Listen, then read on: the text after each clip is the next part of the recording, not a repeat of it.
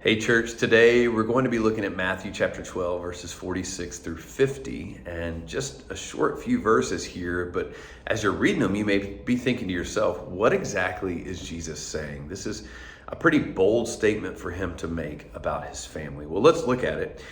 First of all, it says that Jesus continues to be teaching the crowds when someone comes up to him and says, your family, your mother and your brothers, they're outside and they want to see you.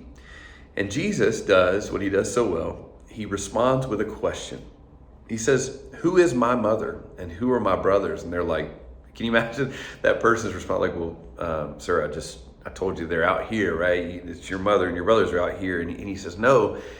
And he puts his hand out to his disciples, extends his hand and he says, these are my brothers. This is my family. And he kind of makes this declaration that his disciples are family.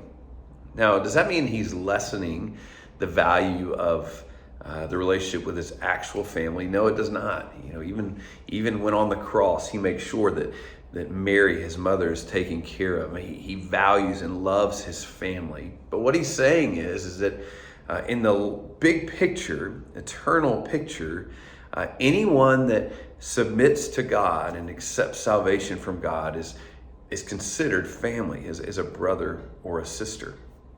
Now, this makes me think about all the times maybe I've said it or heard it said from a pastor, but you know, if someone says that salvation is a personal, it's a one-on-one thing. It's about our personal relationship with Jesus.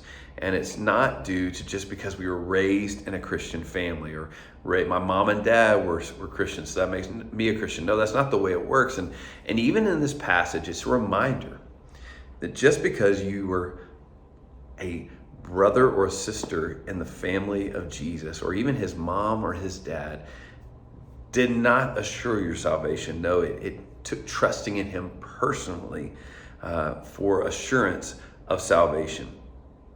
And so today I challenge you to think about your own experience with the Lord. Has there been a time where you personally have submitted to his will for your life and made him Lord over your life and accepted salvation?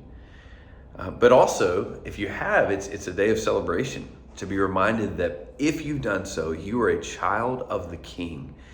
And Jesus calls you a brother or a sister today. And that is something to absolutely celebrate. And I hope that gives you a great start to your day.